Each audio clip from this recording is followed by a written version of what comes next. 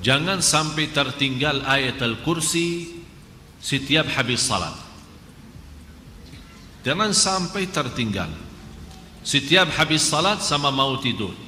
Kenapa? Rasulullah sallallahu alaihi wasallam bersabda di hadis yang sahih, "Man qara'a ayat al-kursi dubura kulli salatin laisa bainahu wa baina dukhulil jannati illa an yamut."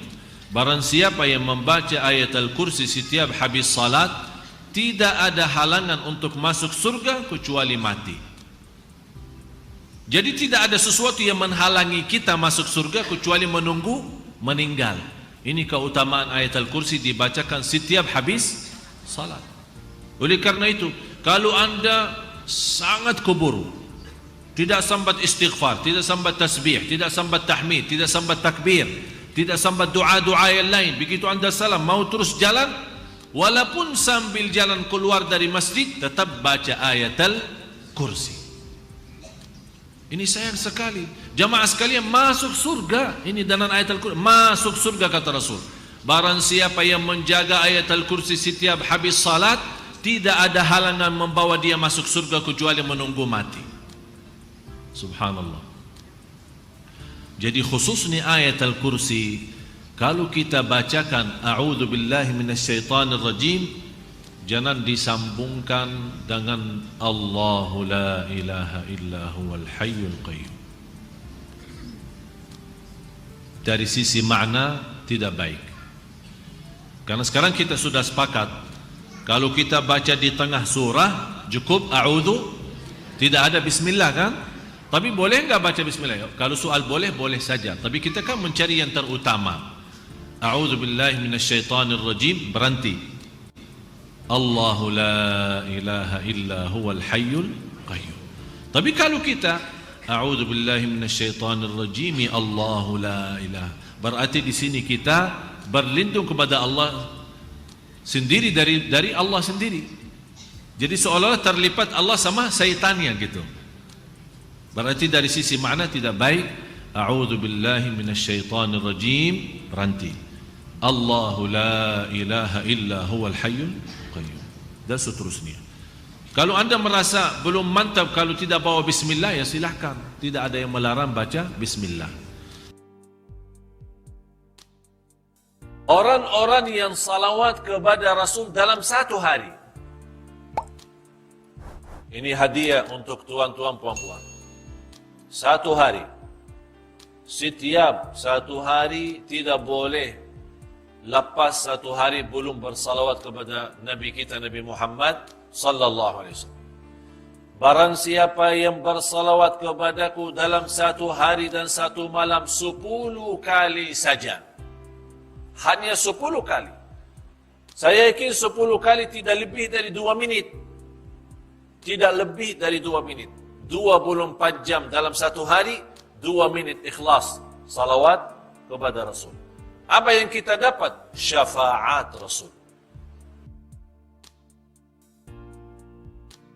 Itu saya kasih satu amalan, InsyaAllah mudah-mudahan bermanfaat. Sedekah subuh. Sedekah subuh, kenapa saya berkata sedekah subuh? Bukan berarti tidak boleh sedekah di waktu yang lain. Semua sedekah boleh di setiap waktu dan setiap saat, hari Jumat maupun selain hari Jumat. Tapi sedekah subuh itu termasuk sedekah yang terbaik. Kenapa? Bukan kata saya, tapi kata Rasulullah sallallahu alaihi wasallam. Setiap waktu subuh Allah turunkan malaikat, tugasnya mendoakan orang yang bersedekah subuh hari. Allahumma a'ti munfiqan khalafa. Ya Allah, ganti yang lebih baik bagi orang yang infak di subuh hari. Ibu-ibu lagi halangan tidak salat, sebelum beraktivitas isi sedekah subuh. Anda tidak usah susah-susah mencari anak yatim dan orang miskin di subuh hari. Mulai hari ini masing-masing bikin kotak amal atau botol atau kaleng, simpan di rumah. Setiap habis salat subuh sebelum beraktivitas isi sedekahnya. Apalagi kalau sedekah itu disertai doa. Begitu anda sedekah, sebutkan hajatmu. Ya Allah, dengan berkah sedekah ini, ya Allah, saya ingin nikah. Mudahkan jodoh. Nikah lagi juga boleh doa, tak apa-apa.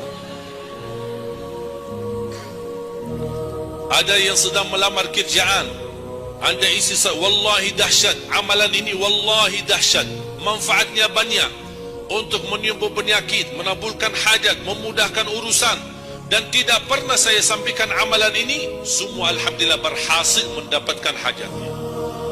Begitu anda isi doa, ya Allah, dengan berkat sedekah ini mudahkan lamaran kerjaan saya. Ya Allah, dengan berkat sedekah ini mohon titipkan pahalanya untuk kedua orang tua saya. Kalau ada yang merasa dirinya suka marah, suka emosi, ya Allah, dengan berkat sedekah ini tenangkan hati dan jiwa saya agar tidak emosi lagi. Ya Allah, dengan berkat sedekah ini karuniai kepada aku anak penghafal Al-Quran. Makanya boleh anda ketika anda bersedekah, jangan lupa disertai doa. Di antaranya anugerahkan ya Allah Indonesia menjadi negara Al-Quran. Tapi tolong fokus. Kalau anda isi sedekahnya, tolong disesuaikan. Jangan isi sedekahnya koin, teng, tapi doanya sampai terbit matahari. Dah ada malunya. Kata Allah, koin-koin aja sedekahnya, doanya dah habis-habis. Hajatnya panjang, lebar. Malu kita. Bukan Allah tidak bisa, Allah maha bisa menabulkan hajat, tapi kita malu sama Allah. Kok cuma bikin teng, ya Allah, ya Allah, ya Allah, panjang. Fokus. Kalau usulan saya, satu sedekah, satu hajat. Satu sedekah, satu hajat. Dan insya Allah akan anda melihat manfaatnya.